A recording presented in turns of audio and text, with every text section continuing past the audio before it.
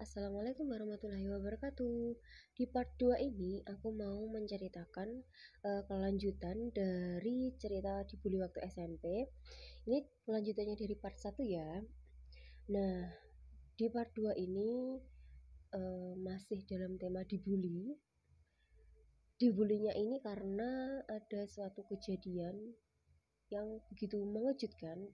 Si pembulinya ini tetap dan aku nggak nyangka sih dibully dengan kejadian seperti ini tuh kayak bener-bener mimpi menurut aku tuh.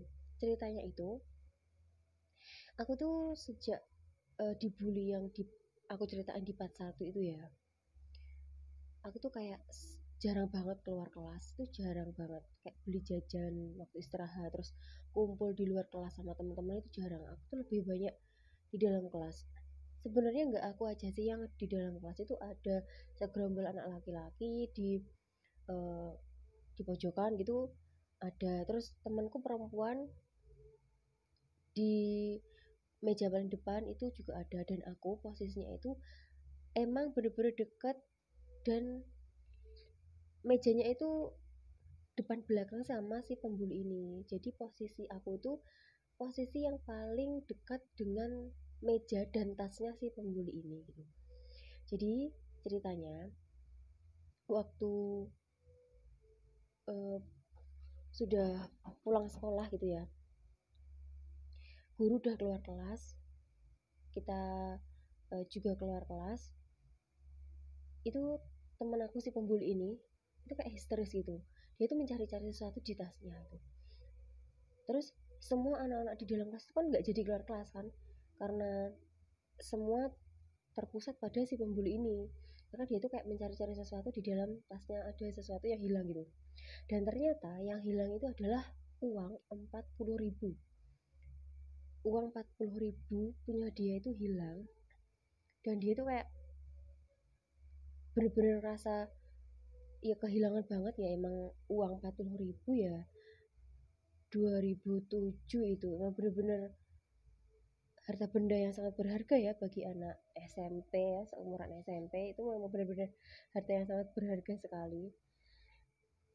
Itu semua anak dalam kelas itu nggak jadi pulang, jadi kayak nyariin semua di sudut sekolah, di apa itu, kok di semua sudut sekolah sih, aku salah ngomong. Di semua sudut kelas itu benar-benar dicariin sama anak-anak. Semua tas anak-anak itu di kelas itu digeledah semuanya, sampai tempat sapu, di belakang papan tulis, di meja guru itu semuanya tuh dicari semuanya itu, dan nggak ada uang 40.000-nya punya dia itu nggak ada. Dan di tas aku pun juga nggak ada, emang bener-bener aku nggak ngambil uang dia. Nah, akhirnya dia itu tiba-tiba itu kayak nuduh aku gitu loh, kayak nuduh aku. Dia tuh bilang, siapa tadi yang nggak keluar kelas? Ya aku bilang, iya aku tadi nggak keluar kelas, aku gituan. Dia tuh kayak nuduh aku gitu. Soalnya posisi aku itu memang bener-bener mejanya itu memang bener-bener di belakang aku, dan tasnya pun juga di dekat aku, tapi emang aku bener nggak ngambil. Lah aku kan membela diriku sendiri kan, soalnya kan aku nggak ngambil uangnya dia gitu. Terus dia tuh kayak memojokkan aku gitu, jadi semua anak di dalam kelas itu kayak semua terpusat sama aku gitu, kayak seolah-olah itu menuduh aku yang mencuri gitu, padahal aku nggak mencuri kan. Nah, mata aku itu kayak berkaca-kaca gitu. Aku tuh kayak pengen nangis gitu loh, kayak ngerasa beban banget dituduh ngambil uang gitu, kayak beban banget di jalan itu, kayak aduh, kayak pengen nangis, tapi ya mau gimana lagi, emang aku nggak ngambil uangnya dia kan. Terus semua anak-anak kan udah pulang semuanya kan, semuanya udah pulang.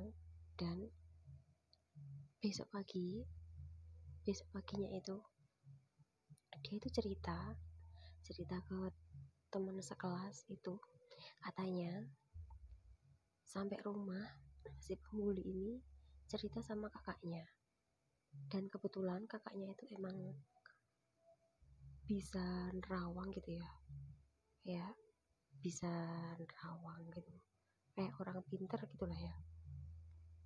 Terus dia itu cerita sama kakaknya yang bisa nerawang ini, dan kakaknya ini diceritain dong tentang aku yang dituduh ngambil uang itu.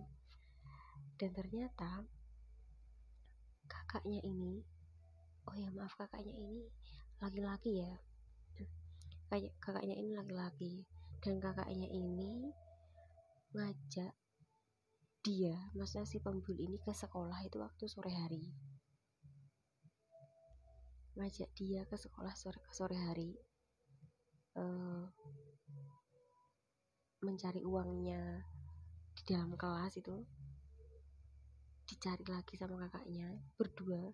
Si pembuli sama kakaknya ini mencari lagi uangnya itu di dalam kelas, dan emang bener-bener gak ada uang itu. Dan kakaknya itu bilang kalau temanmu yang kamu tuduh itu gak mencuri, gak ngambil uang kamu itu. Terus ternyata ada bangsa yang gak kelihatan yang ngambil ternyata. Jadi kan memang kita itu hidup berdampingan dengan makhluk-makhluk yang gak kelihatan ya, jadi kan kita itu gak tahu gitu. Jadi ternyata yang ngambil uangnya itu bukan aku atau bukan teman-teman yang lain kan ada sosok yang gak kelihatan yang ngambil. Jadi ya, ending dari cerita ini, kalau tidak ada bukti itu jangan menuduh ya. Akhirnya si pembuli ini kayak minta maaf gitu ya sama aku, karena dia itu yang ngerasa salah sih, memang nuduh aku, memang aku gak mencuri uang dia kan. Akhirnya dia minta maaf, ya dilihat sama teman-teman sekelas, ya udah, ya aku ya gimana ya maafin aja. Tapi ya emang kayak di hati itu kayak rasa dongkol banget gitu, dituduh dan teman-teman sekelas kayak tahu gitu, padahal aku nggak ngelakuinnya. Jadi ya udahlah, dimaafin aja. Dan sampai sekarang ya aku punya kontak dia. Dulu tuh pernah WA sama aku. Dulu waktu aku nikah itu, dia tuh aku undang, dia nggak datang, padahal waktu dia nikah aku datang. Tapi ya sampai sekarang ya hubungan baik sih. Dan itu ceritaku dibully waktu SMP. Mungkin cukup sekian ya ceritanya kita. Semoga kita bisa bertemu di cerita yang lainnya. Terima kasih.